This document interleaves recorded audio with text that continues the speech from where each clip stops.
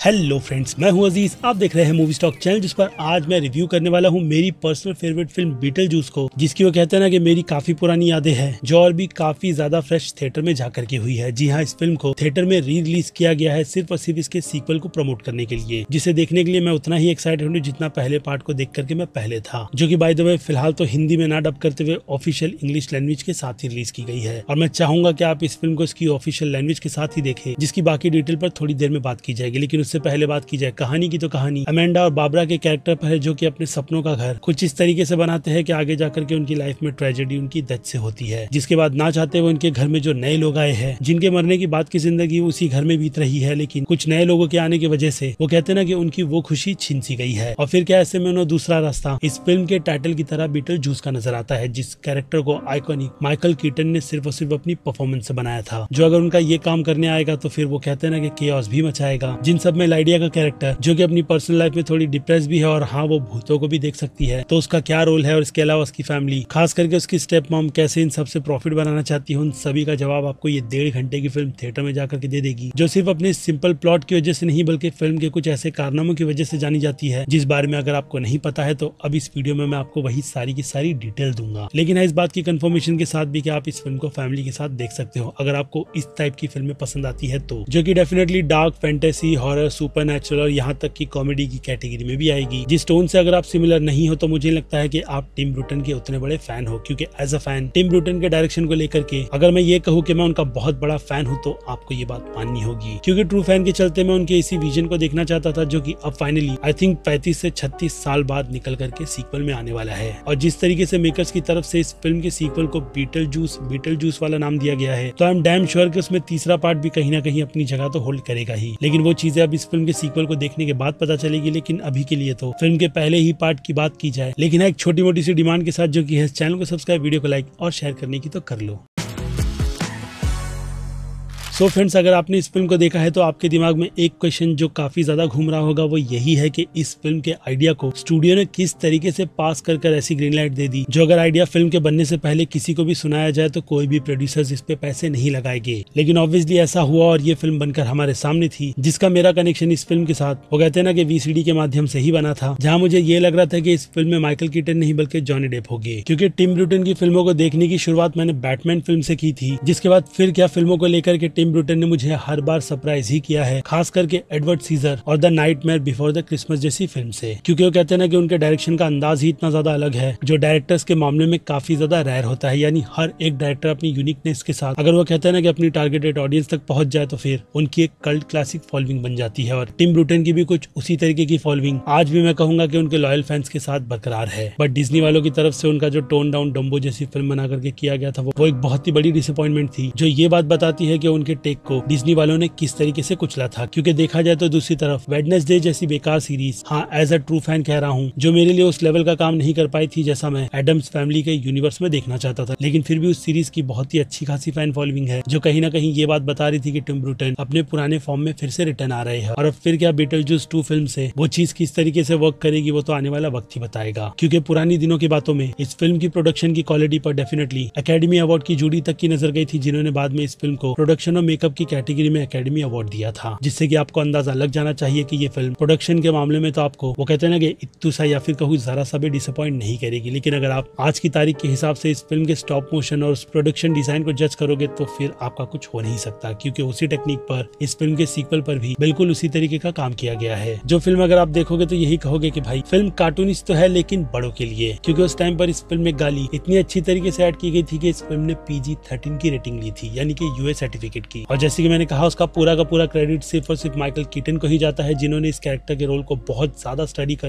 Screen पर कुछ इस तरीके का बना दिया कि उनकी परफॉर्मेंस क्या फिल्म में हर एक छोटे से छोटे एक्टर, चाहे वो घर बेचती हुई एक एजेंट भी क्यों ना हो, डेफिनेटली आपको फिल्म देखने के बाद याद रहेगी। क्योंकि ये बात मैं इसलिए कह रहा हूँ क्योंकि फिल्म के टाइटल में बीटल जूस है, लेकिन फिल्म में उतना ज्यादा बिल्कुल भी नहीं। जी हाँ, ये बात बिल्कुल सच है, बट फिर भी कहूंगा माइकल कीटन की बीटल जूस की ये परफॉर्मेंस अपने उस छोटे से रोल में भी बहुत भारी इंपैक्ट डालती है। और जैसे कि मैंने कहा, सिर्फ वही नहीं बल्कि उसके अलावा फिल्म में बाकी जितने भी टैलेंटेड एक्टर लिए गए हैं वो अपनी परफॉर्मेंस से आपको बिल्कुल भी डिसअपॉइंट नहीं कर रहे। ये बात आप अपने दिमाग में एकदम फिट कर लेना। और इसके अलावा फिल्म की गानों की चॉइस, वो शायद शेख सिनोरा वाला सॉन्ग है, वो भी बहुत अच्छी तरीके से मर्ज किया गया है सिचुएशन के हिसाब से, जिसका बीजीएम भी बहुत ज्यादा अमेजिंग है। और हो भी क्यों ना, इस पूरे ही प्रोजेक्ट को वार्नर ब्रदर्स ने सिर्फ और सिर्फ द बैटमैन फिल्म के हिसाब से बनाने के लिए दिया था। यानी इस फिल्म के बाद डायरेक्ट द बैटमैन जैसी ब्लॉकबस्टर फिल्म टिम बर्टन ने बना करके बता दी थी कि वो चाहे प्रोडक्शन का बजट कम या फिर ज्यादा क्यों ना हो, वो डिलीवर कर सकते हैं। इसी हिसाब से बैटमैन का सीक्वल भी बनाया गया था, लेकिन बॉक्स ऑफिस पर वो फिल्म या फिर कहूँ दोनों ही फिल्म ब्लॉकबस्टर थी, लेकिन वार्नर ब्रदर्स को कहते हैं कि पैसे उस हिसाब के नहीं मिले थे, जिसके चलते उन्होंने बैटमैन फॉरएवर और बैटमैन एंड रॉबिन जैसी फिल्म बना करके खुद के बैटमैन के यूनिवर्स को कहीं ना कहीं बर्बाद कर दिया था।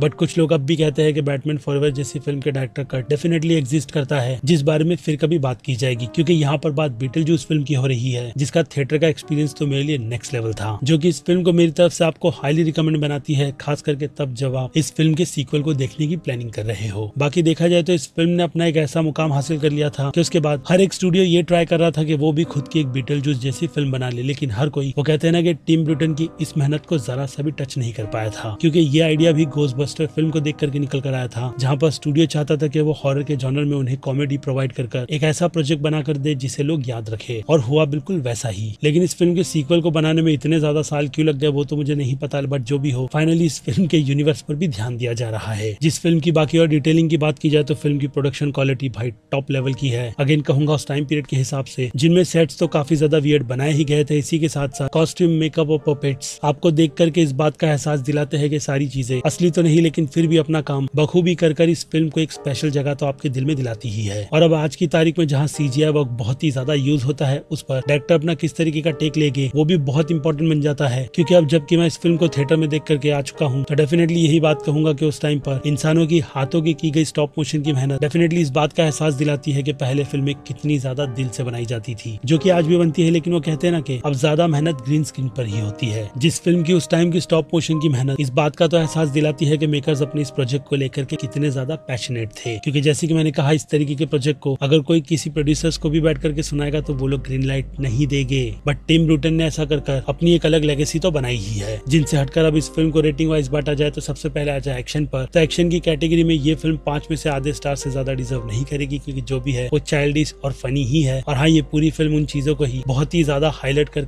इस बात को बताती है कि आप इस फिल्म को चाहे घर में या फिर थिएटर में जब भी देखो तो चिल मूड के हिसाब से ही देखो। जिसके बाद बात करें कॉमेडी, तो भाई कॉमेडी इस फिल्म की मेरी नजर में तो हर पॉइंट में वर्क करती है। अगेन कहूंगा माइकल कीटन के साथ साथ बाकी एक्टर्स भी अपनी उस इनोसेंट से परफॉर्मेंस से इस पूरी फिल्म के फनी टोन को मेरी नजर में तो नेक्स्ट लेवल ही ले गए हैं, जिन्हें ध्यान में रखकर मैं इस फिल्म को कॉमेडी की इस कैटेगरी में 5 में से 3.5 स्टार की रेटिंग दूंगा। जिसके बाद बात करें ड्रामा की, तो कॉन्सेप्ट कहानी के हिसाब से कुछ एक्स्ट्रा ऑर्डिनरी तो नहीं, लेकिन प्रोडक्शन वाइज और इसके अलावा एक्टर्स और पूरी टीम की मेहनत अगेन एक ऐसे इम्पॉसिबल से प्रोजेक्ट्स को लाइव एक्शन में कन्वर्ट कर दिखाती है, जैसी चीजें हम कार्टून में ही देखते हैं। जिस हिसाब से इस फिल्म के ड्रामा की कैटेगरी इन सारी ही चीजों को भी ध्यान में रखकर इस फिल्म को कहीं ना कहीं 5 में से 3.5 स्टार की कैटेगरी में रखता है। जिसके बाद बात की जाए फिल्म के सस्पेंस की, तो फिल्म का सस्पेंस उस लेवल का तो नहीं, लेकिन फिर भी इस फिल्म को मैं इस कैटेगरी में 5 में से आधे स्टार की रेटिंग दूंगा। जिसके बाद बात करें फिल्म की हॉरर फील की, तो पूरी ही फिल्म एक फन का माहौल क्रिएट करती है, लेकिन कुछ छोटे से क्रीपी मोमेंट, खास करके वो स्नेक वाला एंगल दिखाया गया था, तो उस हिसाब से ये फिल्म इस कैटेगरी में 5 में से 1.5 स्टार से ज्यादा की रेटिंग डिजर्व नहीं करेगी। क्योंकि इसके जॉनर को लेकर के कई लोग बहुत ज्यादा कंफ्यूज हो जाते हैं, जिनमें से मैं भी एक हूँ। क्योंकि आज तक इस फिल्म को किस परफेक्ट कैटेगरी में रखा जाए आप भी क्लियर तरीके से बता नहीं पाओगे, क्योंकि ज्यादातर तो लोग इस फिल्म को हॉरर कॉमेडी का जॉनर ही मानते हैं। जिसके बाद बात की जाए मास ऑडियंस की, तो मास ऑडियंस इस फिल्म को फुल टू एंजॉय करते हुए डेफिनेटली एक ही कैटेगरी में रखेगी। तो वही बात की जाए क्रिटिक्स की भी, तो क्रिटिक्स भले से ही उस टाइम पर इस फिल्म को कितना भी ज्यादा कोस क्यों ना रहे हो, लेकिन कहीं ना कहीं फिल्म उन्होंने भी एंजॉय की है, जिसे वो लोग B+ की कैटेगरी में तो रख ही सकते हैं। जिसे अगर मैं अपनी रेटिंग की कैटेगरी में रखूं तो मैं इस फिल्म को कई सारी चीजों में आंकता हूं, और एज अ फैन तो ये फिल्म मेरे लिए कल्ट क्लासिक मानी जाएगी और आर्ट वर्क के हिसाब से मास्टरपीस, जो कि डेफिनेटली मेरी नजर में इस फिल्म को एक ही कैटेगरी की फिल्म बनाती है। जिस बार में अब फिर क्या आप अपनी राय मुझे कमेंट में लिख कर बताइएगा, क्योंकि अब वक्त है इस वीडियो को यहीं पर खत्म करने का। बाकी मैं हूँ Aziz, movie stock channel like share subscribe भूलना मत। मिलूंगा जल्दी दूसरी किसी वीडियो में। Till then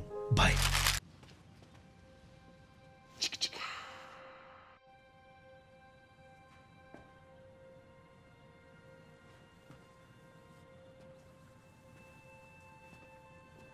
You're still here.